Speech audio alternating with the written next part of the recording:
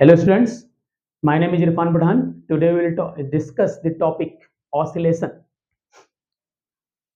अब ऑसिलेशन में जाने से पहले हम समझेंगे पीरियोडिक मोशन क्या होता है, क्योंकि जो ऑसिलेशन है वो एक प्रकार का पीरियोडिक मोशन है।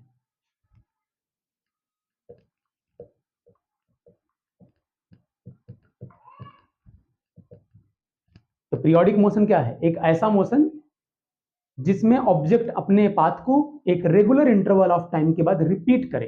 एक मिनिमम कुछ टाइम होना चाहिए जिसके बाद वो रिपीट कर रहा है बार बार एक फिक्स्ड इंटरवल ऑफ टाइम। जैसे अर्थ अपने एक्सिस पर रोटेट हो रही है, जैसे घड़ी की सुई सेकंड वाली अगर बात करें 60 सेकंड के बाद रिपीट कर रही है, जैसे सिंपल पेंडुलम का झूलना कुछ फिक्स टाइम के बाद वो अपने आप को क्या कर रहा है, बार बार रिपीट कर रहा है। स्प्रिंग से लटका हुआ कोई ब्लॉक खींच के छोड़ दिया है, स्प्रिंग का ब्लॉक ऐसा ऊपर नीचे हो रहा है। ये सारा मोशन कैसा है? पीरियोडिक, जिसमें रिपीटिशन हो रहा है। और जो फिक्स इंटरवल ऑफ टाइम है जिसमें ऑब्जेक्ट अपने आप को रिपीट कर रहा है उसको बोलते हैं time period. A type of motion that repeat itself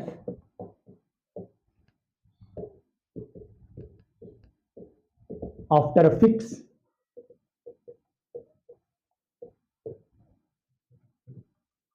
interval of time. और जो फिक्स इंटरवल ऑफ टाइम है इसको क्या बोलेंगे? Time period.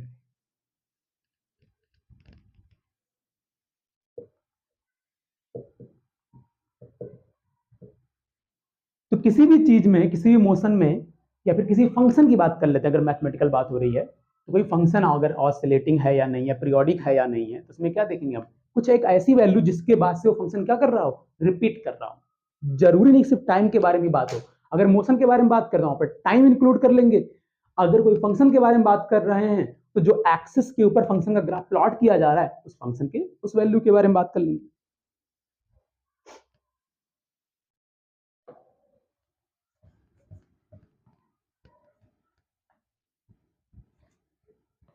For example motion के बिहाफ पर बात करें, जैसे सिंपल पेंडुलम का एग्जांपल दिया, घड़ी की सुई का एग्जांपल दिया। और अगर फंक्शन के ऊपर बात करें जैसे साइन थीटा, कॉस थीटा, ये सब क्या है? पीरियोडिक, रिपीट करते हैं।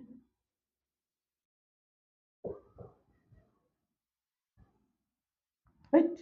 यहाँ पर रिपीटिशन कहां से हो रहा है? यहां से लेकर के यहां तक एक जैसा ग्राफ, उसके बाद से रिपीट हो रहा है। Repeat, I am not saying just value बराबर हो, रिपीट करना चाहिए। उसके बाद यहां से लेकर के यहां तक, उसके बाद से क्या है? Repeat, same to same. सिर्फ वैल्यू बराबर करना नहीं है, ये वैल्यू बराबर है नहीं, रिपीट होना चाहिए। जैसे देखिए यहां पर इसके जस्ट अगर आगे मैं जाऊंगा वैल्यू कुछ और आएगी, इसके जस्ट आगे जाऊंगा तो वैल्यू कुछ और आएगी। तो ये रिपीट यहां से नहीं, यहां के बाद से रिपीट हो रहा है। बात क्लियर है?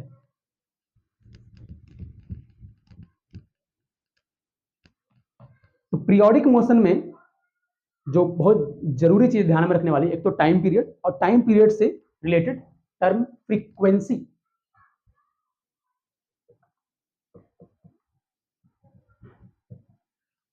टाइम पीरियड क्या है? टाइम पीरियड वो टाइम है जिसमें कोई भी चीज अपना एक ऑसिलेशन या एक साइकिल कंप्लीट कर लेती है। फ्रीक्वेंसी क्या है? फ्रीक्वेंसी वर्ड का मीनिंग क्या है? रिपीटिशन से।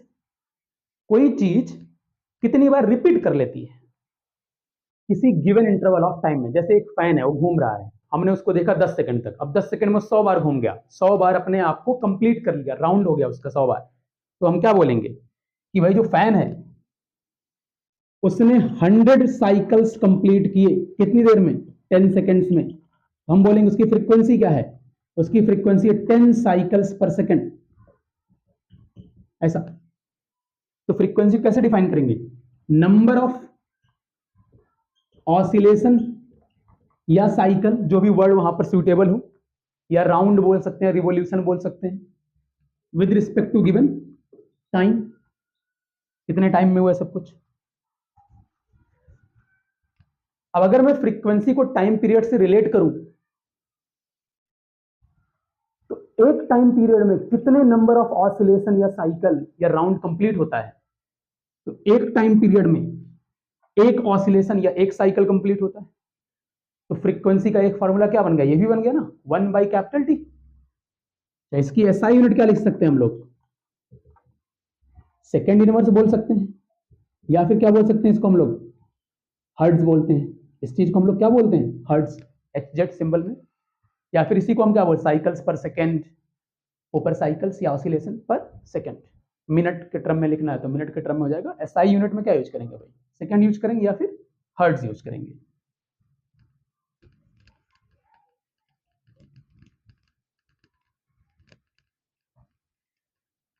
अभी तुमने ये समझ लिया कि पीरियोडिक मोशन क्या होता है। अब हमको समझना ऑसिलेशन क्या होता है। तो ऑसिलेशन एक पीरियोडिक मोशन है जिसमें मोशन का जो बिहेवियर होगा वो back and fourth, up and down कुछ इस तरीके का होना चाहिए, है ना, टू एंड फ्रो टाइप का होना चाहिए। तो ऑसिलेशन क्या है, a type of periodic motion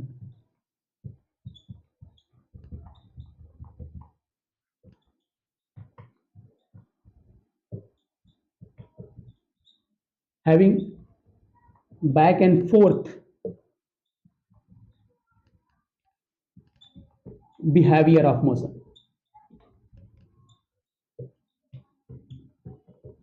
having back and forth behavior of motion। किस कैटेगरी का है ये, पीरियोडिक। यानी इसमें दो टर्म जो हमने पीरियोडिक के लिए डिफाइन किए, कौन कौन से, टाइम पीरियड एंड फ्रीक्वेंसी, वो यहां पर रहेंगे। और एडिशनल कौन सी बातें हम यहां पर डिफाइन कर सकते हैं इसके लिए।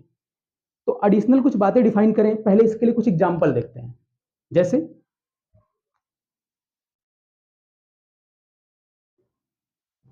एक स्प्रिंग से एक ब्लॉक अटैच कर दिया और ये सरफेस स्मूथ,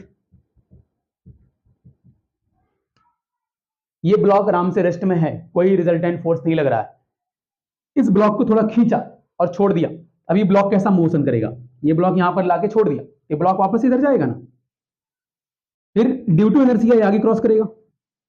इस तरीके से कुछ ब्लॉक मूव करेगा, something like this, back and fourth move करेगा। ये जो बैक एंड फोर्थ मोशन है, ये किस कैटेगरी का मोशन है, ऑसिलेशन कैटेगरी का मोशन है। जैसे सिंपल पेंडुलम को थोड़ा ऐसे खींच के छोड़ दिया, या ऐसे को थोड़ा सा एनर्जी दे दी, एनर्जी दे दी, अब क्या करेगा, ऐसा मूव करेगा ऐसे, राइट। ये भी किस कैटेगरी का मोशन है, ऑसिलेशन।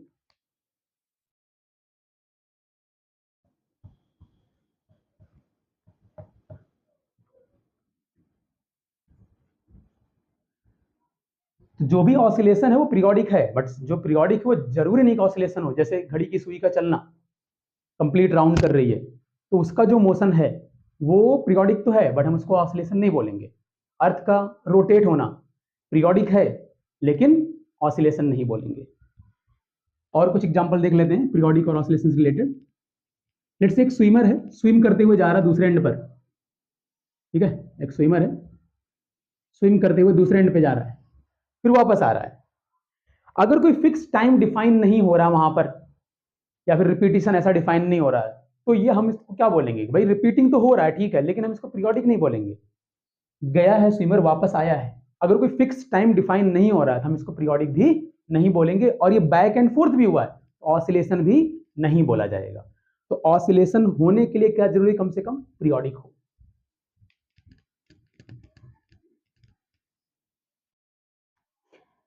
चलिए एडिशनल बातें देखते हैं।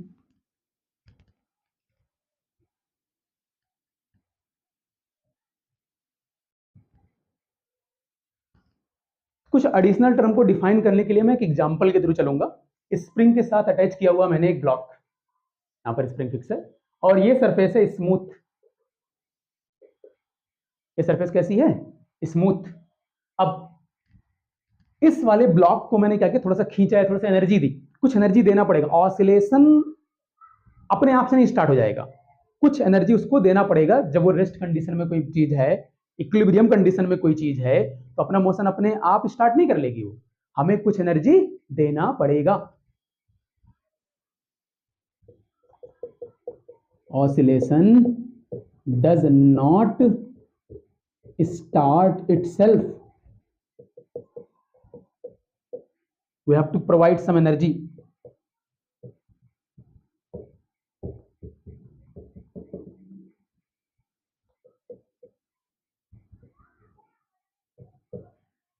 हो सकता है मैं उसको जाके यहाँ पर थप्पड़ मारूं थोड़ा सा, काइनेटिक एनर्जी मिल जाए उसको, मैं उसको खींच के छोड़ूं, पोटेंशियल एनर्जी मिल जाए।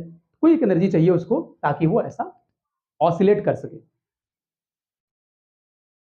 अभी ये किस कंडीशन में है? स्प्रिंग कुछ भी खिंची हुई नहीं है, इक्विलिब्रियम कंडीशन में है। कौन सी कंडीशन में है? इक्विलिब्रियम, यानी नेट फोर्स कितना है? 0। कोई यहां पर रिजल्टेंट फोर्स नहीं है।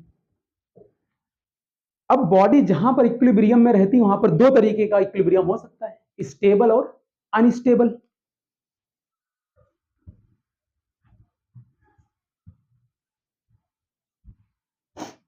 तो स्टेबल इक्विलिब्रियम है या फिर अनस्टेबल इक्विलिब्रियम है, इसका पता लगाने का क्या तरीका होता है? जैसे एग्जांपल है थोड़ा सा, ये एक बॉडी है रेस्ट कंडीशन में, कोई रिजल्टेंट फोर्स नहीं। यहां पर भी एक बॉडी है रेस्ट कंडीशन में, कोई रिजल्टेंट फोर्स नहीं। इस वाले बॉडी को मैं स्लाइटली डिस्टर्ब करूं about the point of equilibrium, जहां पर वो इक्विलिब्रियम है उस पॉइंट के अबाउट स्लाइटली डिस्टर्ब करूं, यानी स्लाइटली एनर्जी दूं या फोर्स लगाऊं, कुछ एक रिजल्टेंट फोर्स हो जाए इसके पास। अभी बॉडी यहां पर है, उसके पास कुछ रिजल्टेंट फोर्स रहेगा इस डायरेक्शन में, mg sin थीटा। इसको भी स्लाइटली डिस्टर्ब किया, बॉडी यहां पर है, किसी भी साइड, लेफ्ट या राइट, किसी भी साइड स्लाइटली डिस्टर्ब किया, ये वाली बॉडी वापस से कहां आना चाह रही है? इक्विलिब्रियम पोजीशन पे आना चाहेगी। ये वाली बॉडी कर जाएगी, फॉल कर जाएगी। इक्विलिब्रियम में दोनों है, लेकिन ये वाला इक्विलिब्रियम क्या है? स्टेबल है, और ये वाला इक्विलिब्रियम क्या है? अनस्टेबल है ना। तो हम यहां पर देखते हैं, इक्विलिब्रियम कैसा है। अगर मैं इस ब्लॉक को हल्का सा किसी भी साइड डिस्प्लेस करूंगा, ये वापस से किधर आएगा? अपने इक्विलिब्रियम पोजीशन की तरफ ही आएगा। अगर मैं इसको दूर खींचूंगा तो स्प्रिंग वापस खींचेगी इसको, अगर मैं इसको प्रेस करूंगा तो स्प्रिंग वापस से पुश करेगी इसको। तो ये ब्लॉक की टेंडेंसी क्या है जाने की? किधर जाने की है? इक्विलिब्रियम पोजीशन की तरफ। यानी ये इक्विलिब्रियम कैसा है? स्टेबल है। अच्छा, स्टेबल इक्विलिब्रियम का मतलब क्या होता है? मिनिमम पोटेंशियल एनर्जी ना, जैसे ये वाला graph, minimum potential energy. Unstable वाले में क्या है भाई? अपने लोकल एरिया में पोटेंशियल एनर्जी मैक्सिमम है उसकी, यहां पर अपने लोकल एरिया में पोटेंशियल एनर्जी क्या है? मिनिमम है। तो जहां पर स्टेबल इक्विलिब्रियम होगा वहां पर एक बात हम और लिख सकते हैं, मिनिमम पोटेंशियल एनर्जी। देख लो, कोई गलत बात है क्या इसमें? भाई यहां पर स्टेबल इक्विलिब्रियम, नेट फोर्स 0 है, डिस्प्लेस किया, वापस से मीन पोजीशन पर आना चाह रहा है, और स्टेबल इक्विलिब्रियम हुआ सेट, यानी कौन सी एनर्जी है? पोटेंशियल एनर्जी कैसी है? मिनिमम है वहां पर। और क्या बोल सकते हैं? स्मूथ। ओके, अब जिस पॉइंट के अबाउट ये बॉडी अब क्या कर रही है? ऑसिलेट कर रही है। अब जिस पॉइंट के अबाउट ऑसिलेट कर रही है बॉडी, ये वही पोजीशन है इक्विलिब्रियम वाली। ऑसिलेशन की लैंग्वेज में हम लोग इसी को किस नाम से बुलाएंगे? Mean position. इसी को हम लोग किस नाम से बुलाएंगे? Mean position. ऐसा पॉइंट जहां पर नेट फोर्स 0 है, जहां पर बॉडी की पोटेंशियल एनर्जी मिनिमम है, जिस पॉइंट के अबाउट कोई बॉडी क्या कर सकती है? ऑसिलेट कर सकती है, उसको किस नाम से बुलाया गया? Mean position. अब बॉडी को आपने जो एनर्जी दी उसके बिहाफ पर बॉडी किसी साइड जाएगी, जैसी एनर्जी आपने दी, अगर खींचा इस साइड तो इधर जाएगी भाई। तो as per the energy conservation, जितना दूर आपने खींचा है वापस से अपोजिट साइड में उतनी एनर्जी रहेगी। एनर्जी कहीं बाहर से तो आएगी नहीं, हमने जो इनिशियल एनर्जी दी है वही कंजर्व रहेगी टोटल, कहीं लॉस नहीं हो रहा है। स्मूथ सरफेस होनी चाहिए, नहीं तो ऑसिलेशन रुक जाएगा। ठीक है, तो जो भी एनर्जी आपने शुरू में दी है उसी के बिहाफ पर ये मूव करके जाएगा। जैसे यहां पर मैंने काइनेटिक एनर्जी दी थी, तो तब तक ये जाएगा जब तक इसकी काइनेटिक एनर्जी क्या ना हो जाए? 0 ना हो जाए। तो जहां तक जाएगा maximum from its mean position, उसको हमने नाम दिया एक्सट्रीम पोजीशन। एक्सट्रीम सबसे दूर, फारदेस्ट, इधर भी ये क्या कहलाएगा? एक्सट्रीम। तो मीन पोजीशन के दोनों साइड क्या है हमारे पास? एक्सट्रीम पोजीशन है।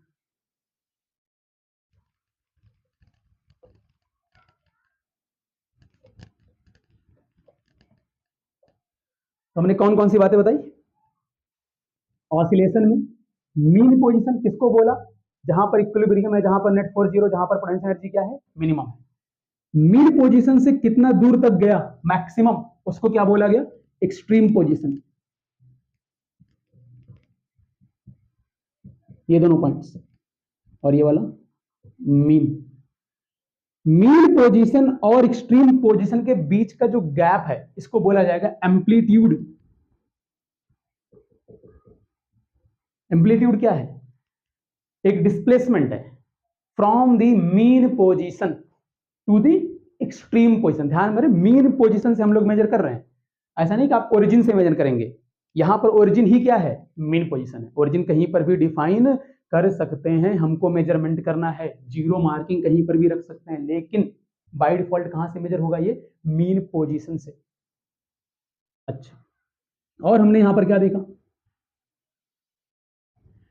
हमने देखा जब भी बॉडी यहां कहीं पर है तो उसके ऊपर जो फोर्स लग रहा है वो किधर लग रहा है, मीन पोजीशन की तरफ लग रहा है।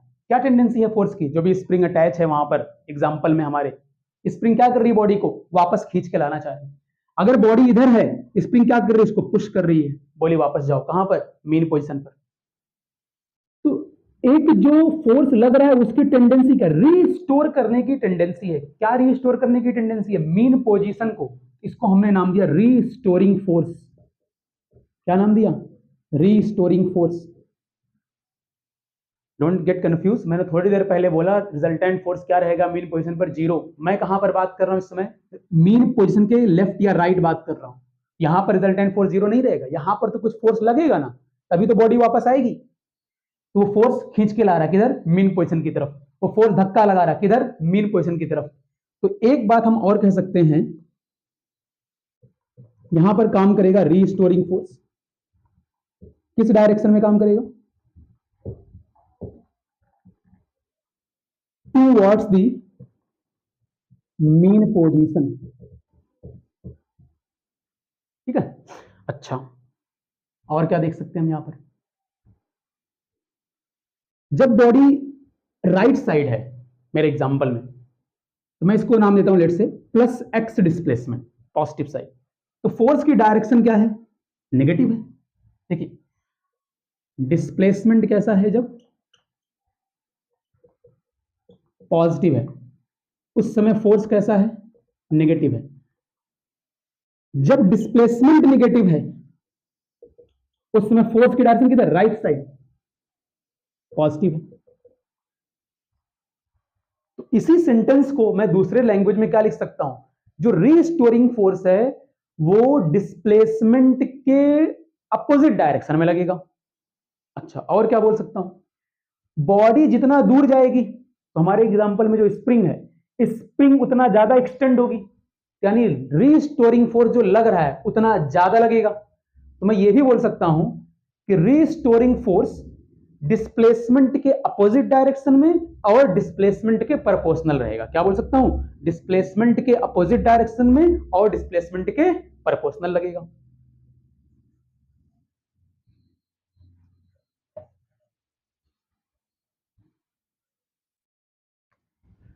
मैं लिख रहा हूं एफ, एफ क्या है यहां पर, restoring force is proportional to negative of displacement. अब ये डिस्प्लेसमेंट कहां से मेजर किया हमने, मीन पोजीशन, ये ध्यान में रखेंगे। पावर मान लेते हैं कुछ n। अब यहां पर n क्या हो सकता है जरा वो भी देखते हैं, इसको थोड़ा शॉर्ट में लिखते हैं, f minus x to the power n, minus sign outside, okay. अच्छा, अगर मैं n इज इक्वल टू 1 लेता हूं,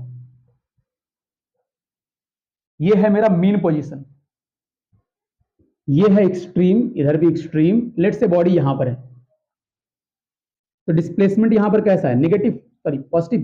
तो फोर्स कैसा रहेगा, इसमें देखना, ठीक है, n is equal to 1 put किया ना, इसके बिहाफ पर बताओ, कुछ कांस्टेंट लगाते हैं, लेट से k x, बाद में देखेंगे k क्या है क्या नहीं, कोई कांस्टेंट है, प्रोपोर्शनलिटी कांस्टेंट।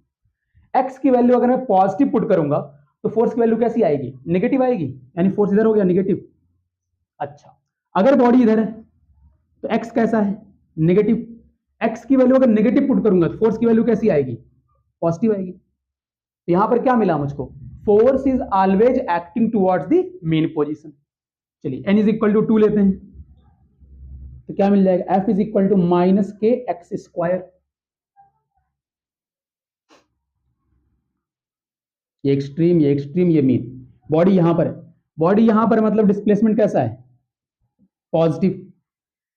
डिस्प्लेसमेंट अगर पॉजिटिव है, इसमें पुट करो पॉजिटिव नंबर, तो एफ कैसा मिलेगा? नेगेटिव।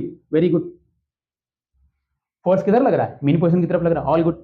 चलिए, अगर बॉडी इस साइड कहीं आ गई, फोर्स इधर इसको खींच के लाएगा ना, इधर इधर मीन पोजीशन की तरफ, उसके पास कुछ मोशन होगा ड्यू टू इनर्शिया, वो यहां पर रुकेगा नहीं, आगे जाएगा। आगे गया, ठीक है। जब यहां पर पहुंचा है तो डिस्प्लेसमेंट कैसा है? नेगेटिव। नेगेटिव अगर यहां पर पुट करूंगा तो नेगेटिव का स्क्वायर क्या बनेगा? पॉजिटिव। और आगे क्या लगा है? नेगेटिव। तो फोर्स कैसा आएगा? नेगेटिव, यानी डायरेक्शन किधर आ गई? इधर। क्या ये direction of force towards the mean position है? नहीं है। अब जब ये मीन पोजीशन की तरफ नहीं है, ये क्या करेगा? बॉडी को और दूर लेकर चला जाएगा, यानी इसमें कोई एक्सट्रीम एक्सट्रीम डिफाइन होने वाला नहीं है। तो क्या मैं इसको मीन पोजीशन बोल सकता हूं? नहीं बोल सकता हूं। फिर मैं क्या बोलूं इसको? इक्विलिब्रियम बोल सकता हूं, लेकिन मीन पोजीशन नहीं बोल सकता हूं। बेसिकली ये केस ऑसिलेशन है ही नहीं, ऑसिलेशन है ही नहीं। समझे नहीं समझे? ऑसिलेशन के लिए जरूरी है ना कि बार बार फोर्स क्या करे? रिस्टोर करे। यहां पर तो रिस्टोर ही नहीं कर रहा है। पॉजिटिव साइड थी बॉडी तो वापस ला रहा था, लग रहा था ऑसिलेशन हो रहा है, लेकिन जैसी नेगेटिव साइड बॉडी गई, फोर्स भी नेगेटिव डायरेक्शन में ही लग रहा है, बॉडी किधर चली जाएगी? इन्फिनिटी की तरफ चली जाएगी, वापस नहीं आएगी, तो ऑसिलेशन नहीं करेगा।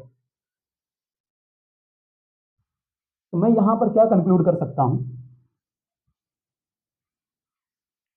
एन की जो वैल्यू होनी चाहिए वो कुछ ऑड नंबर होनी चाहिए, 1, 3, 5 ऐसा होना चाहिए, ठीक है। ऑड नंबर रहेगा तो क्या होगा? हर बार यहां पर सेटिस्फाई करेगा, जैसे 1 के साथ सेटिस्फाई करेगा। 3 पे पुट करेंगे, एक्स की वैल्यू पॉजिटिव रहेगी, फोर्स नेगेटिव। नेगेटिव पुट करेंगे, एफ की वैल्यू पॉजिटिव, तो फ्लक्चुएट होता रहेगा और बॉडी वापस से मेन पोजीशन की तरफ आती रहेगी।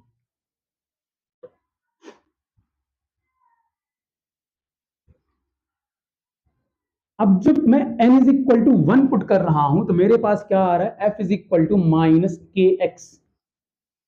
मैंने n इज इक्वल टू क्या पुट किया? 1, सबसे सिंपलेस्ट केस। तो इस वाले ऑसिलेशन को मैं रखता हूं कैटेगरी में सिंपल ऑसिलेशन। किस कैटेगरी में रखा जाएगा? Simple oscillation. इसको बुलाएंगे हम लोग सिंपल हार्मोनिक ऑसिलेशन। हार्मोनिक क्यों? हार्मोनिक वर्ड यूज किया था हार्मोनिक फंक्शंस की वजह से, जो इसका फ्लक्चुएशंस है कुछ साइन और कॉस थीटा के बिहाफ पर वर्क करता है, इसलिए हम लोग बुलाते हैं सिंपल हार्मोनिक ऑसिलेशन। या फिर क्या बुला सकते हैं? Simple harmonic motion. तो एस एच एम शॉर्ट में बोल सकते हैं, या फिर क्या बोल सकते हैं भाई? एस एच ओ शॉर्ट में। तो एस एच एम क्या है? अब ऑसिलेशन है, हाँ है। कैसा ऑसिलेशन है? सबसे सिंपल ऑसिलेशन, जिसमें एन की वैल्यू क्या ली गई है? 1 ली गई है, हमारा जो प्रोपोर्शनलिटी था। यहां पर के क्या है सर? के कांस्टेंट है। कौन सा कांस्टेंट? देखते हैं कौन सा कांस्टेंट। नाम रख सकते हैं, नाम रखना हम। तो कहां पर आया? रीस्टोरिंग फोर्स में आया है। हम इसको बोलेंगे रीस्टोरिंग फोर्स कांस्टेंट। क्या बोलेंगे इसको? Restoring force constant. अच्छा, और कहां पर हम इसको डिफाइन कर रहे हैं? ऑसिलेशन मोशन में डिफाइन कर रहे हैं। हम और क्या नाम से बुला सकते हैं इसको भाई? ऑसिलेशन कांस्टेंट नाम से बुला सकते हैं। अगर स्प्रिंग होगी तो हम इसी को क्या बुला देंगे? स्प्रिंग कांस्टेंट भी बुला सकते हैं, कोई बुराई वाली बात नहीं है। इन जनरल क्या बुलाएंगे? Restoring force constant. इसकी यूनिट क्या हो जाएगी? न्यूटन पर मीटर। देखिए इसकी यूनिट क्या? न्यूटन, इसकी यूनिट मीटर, ठीक है। न्यूटन पर मीटर ऐसा यूनिट।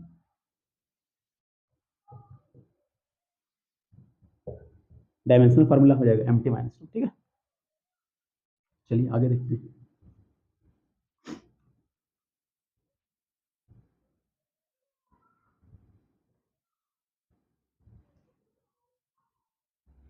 यहां पर एक और चीज, ऑसिलेशन कोई बॉडी कर रही है तो कभी भी वो इनफाइनाइट की तरफ अप्रोच नहीं करनी चाहिए। कोई भी फंक्शन, जैसे टेन थीटा का जो ग्राफ होता है, अगर आप ध्यान दें, तो बच्चा सोच सकता है इस बात को कि सर वो तो जो है रिपीट करता है अपनी वैल्यूज को ना।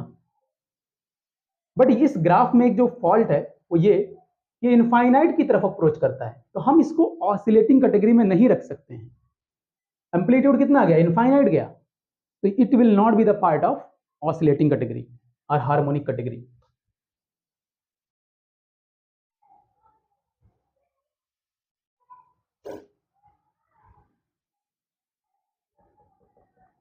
यहां पर x क्या है?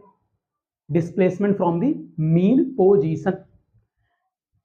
सर अगर मैं x को मीन पोजीशन से ना लिखूं तो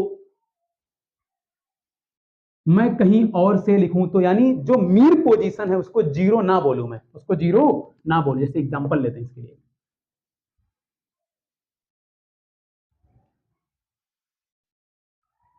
ये बॉडी ये अभी रेस्ट में है, ये अभी मीन पोजीशन पर ही है, लेकिन इस मीन पोजीशन को जीरो नहीं बोलना है। ओरिजिन कहीं और, लेट्स से ओरिजिन यहां पर है, ये ओरिजिन है इस साइड, ठीक है, और ये है मीन पोजीशन जहां पर नेट फोर्स क्या है, जीरो है। मीन पोजीशन में नेट फोर्स क्या रहेगा, जीरो रहेगा, वो उसकी डिफिनेशन पार्ट हो गया। लेकिन उसको ओरिजिन नहीं बोलना है, किस क्या मार्क कर दिया मैंने, उसको एक्स नॉट मार्क कर दिया। अब मैंने इस बॉडी को थोड़ा सा डिस्प्लेस किया, तो अभी इस बॉडी का कितना होगा displacement total, let's say mean position से कुछ भी डिस्प्लेसमेंट है, एक्स मानते हैं, मीन पोजीशन से मान रहा हूं, टोटल कितना हो गया एक्स प्लस एक्स नॉट, कहां से, ओरिजिन से। तो इसके ऊपर लगने वाला फोर्स कितना हुआ, माइनस के एक्स। लेकिन मैं क्या कह रहा हूं, इसको इस टर्म में मत लिखो भाई, इसको किस टर्म में लिखो, इस ओरिजिन के टर्म में लिखो। तो मैंने कहा भाई देखो ऐसा है, अगर आप यहां से मेजर करो, इसको एक्स बोल रहे हो, ये कितना बोलोगे आप इसको क्या बोलोगे, एक्स माइनस एक्स नॉट, ठीक है, इसको क्या बोलोगे फिर, माइनस के कितना डिस्प्लेस हुआ, एक्स माइनस एक्स नॉट।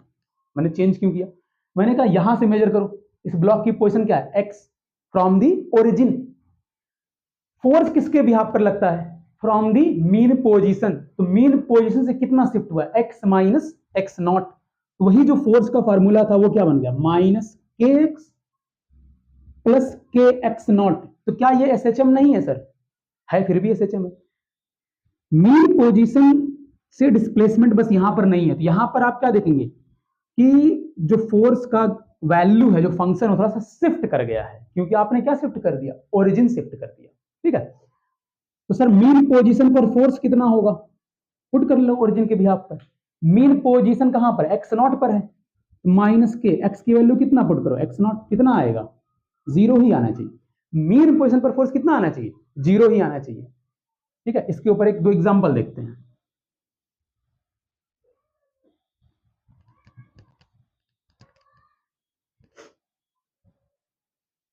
जैसे अगर मैं लिखूं F is equal to minus two x plus four, अब मैं आपको इसमें बोलूं कि ये एसएचएम है या नहीं है, जो भी फोर्स का कॉम्बिनेशन यहां पर बैठ रहा है उसके हिसाब से बताना है। तो पहले आप देखेंगे कि भाई एक्स की जो प्रोपोर्शनलिटी बैठ रही है, एक्स के साथ जो भी नंबर है वो माइनस के साथ आ रहा है, माइनस टू एक्स बैठ रही प्रोपोर्शनलिटी, कोई दिक्कत नहीं। जो फंडामेंटल बात है, रिस्टोर करने वाली बात है, वो सेटिस्फाई कर रही, हाँ कर रही है, ठीक, ये एसएचएम है, ठीक है। ठीक है सर, एसएचएम है, तो इसकी मीन पोजीशन कहां पर है, क्योंकि मीन पोजीशन पर फोर्स क्या होना चाहिए, जीरो होना चाहिए। हमने कहा ठीक है, जीरो पुट कर दो, क्या निकाल लो, मीन पोजीशन, जिसका सिंबल मैं क्या ले रहा हूं, एक्स नॉट, यानी एक्स नॉट निकालना है। एक्स की जगह पर क्या पुट किया, एक्स नॉट। एक्स नॉट किसकी पोजीशन, मीन पोजीशन की पोजीशन, वहां पर फोर्स कितना, जीरो। एक्स नॉट कितना आ गया बच्चों, टू, यानी एक्स नॉट टू पर नेट फोर्स क्या है, जीरो है। एक्स नॉट टू के अबाउट बॉडी क्या कर रही है, ऑसिलेट कर रही है, किसके about, x naught is equal to two के अबाउट बॉडी से, x naught equal to zero नहीं, क्या, टू। अगर यही चीज सिर्फ इतनी लिखी होती, फिर से देखते हैं, फोर्स क्या होना चाहिए, जीरो, एक्स नॉट की वैल्यू क्या होनी चाहिए, जीरो। बोलो, इसका मतलब यहां पर क्या है, मीन पोजीशन ही ओरिजिन है, यहां पर क्या है, मीन पोजीशन ओरिजिन नहीं। तो ऑसिलेशन करती हुई बॉडी में जो मीन पोजीशन है वो ओरिजिन पर ही हो, ऐसा जरूरी नहीं है।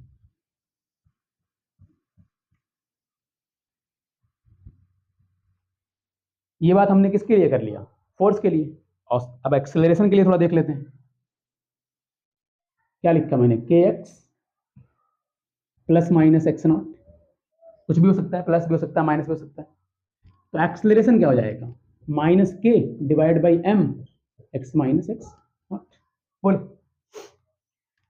तो एक्सेलरेशन की भी प्रोपोर्शनलिटी कैसी रहेगी, फोर्स के जैसी ही रहेगी। मास क्या है, कांस्टेंट है, मास क्या है, कांस्टेंट है। तो जो फोर्स की प्रोपोर्शनलिटी होगी वही एक्सेलरेशन की भी प्रोपोर्शनलिटी होगी। तो यहां पर हमने क्या क्या समझा, कि सिंपल हार्मोनिक मोशन के लिए, सिंपल ऑसिलेशन के लिए जो फोर्स होगा वो directly proportional to displacement with opposite direction होगा from the mean position, and acceleration भी क्या होगा, directly proportional to displacement in opposite direction from the mean position.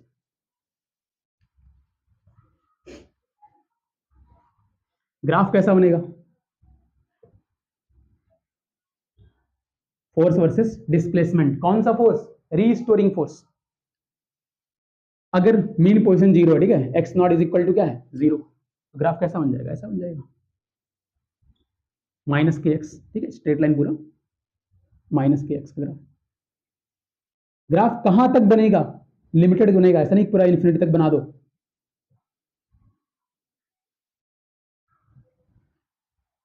जब डिस्प्लेसमेंट प्लस ए पर होगा तो फोर्स कितना होगा, माइनस के ए, प्लस ए पर माइनस के, मैक्सिमम फोर्स माइनस ए पर, दूसरे साइड जो एक्सट्रीम पोजीशन है वहां पर कितना होगा, प्लस के, मेन पोजीशन पर कितना होगा 0, ठीक है। अगर ये 0 नहीं रहता तो अकॉर्डिंगली वैल्यू शिफ्ट हो जाएगी, ग्राफ भी शिफ्ट हो जाएगा। जैसे लेट्स से ऐसा एग्जांपल ले लेते हैं, -3x+5, तो -3x+5 का ग्राफ बना दीजिए, स्लोप कैसा रहेगा, निगेटिव रहेगा, कहां से पास होगा, 5 से पास होगा, ठीक है। कहां तक बनाएंगे ग्राफ, जहां तक उसका एम्पलीट्यूड रहेगा, ये फोर्स है और ये एक्स है। यहां पर एम्पलीट्यूड की मार्किंग बदल जाएगी, सर इसमें एम्पलीट्यूड कितना होगा, एम्पलीट्यूड विल डिपेंड्स कितना एनर्जी हमने प्रोवाइड करी है, ये आपको गिवन रहेगा उसके हिसाब से। तो यहां पर एम्पलीट्यूड लेट से मान लेता हूं मैं कुछ 10 है, कितना है 10 नंबर मान लेता हूं, कितना मान लेता हूं 10। तो पहले तो ये मार्क मेन पोजीशन कहां पर है, ये है मेन पोजीशन, जहां पर फोर्स क्या है 0, तो फोर्स 0 करेंगे तो एक्स की वैल्यू निकालो, थोड़ा इजी डेटा लेते हैं, इसको 6 करता हूं for the easy calculation. X की वैल्यू कितना आ गई 2, ये मार्किंग कितना है 2, 2 पर मीन पोजीशन है, यहां से कितना दूर जाएगी बॉडी, 10 स्टेप आगे तक जा सकती है, यानी पोजीशन क्या हुई 12 हुई। यहां से कितना जा सकती है बॉडी, 10 स्टेप पीछे जा सकती है, इसका मतलब ये पोजीशन क्या हुई मार्किंग -8। बात क्लियर है। तो दो जो एक्सट्रीम पॉइंट्स हैं वो कहां कहां पर है, -8 पोजीशन पर और +12 पोजीशन पर है। अब वहां पर अगर फोर्स पूछेगा तो आराम से निकाल सकते हैं फोर्स, एक्स की वैल्यू क्या पुट कर दो 12 पुट कर दो, 12 -30 आ जाएगा इधर, तो ऑब्वियस सी बात है वहां पर क्या आएगा देख लीजिए, पुट कर दीजिए 30 आ जाएगा वहां पर भी, ठीक है। एक तरफ -30 तो अगली तरफ +30, मैक्सिमम वैल्यू जो है उसकी। चलिए अब एक और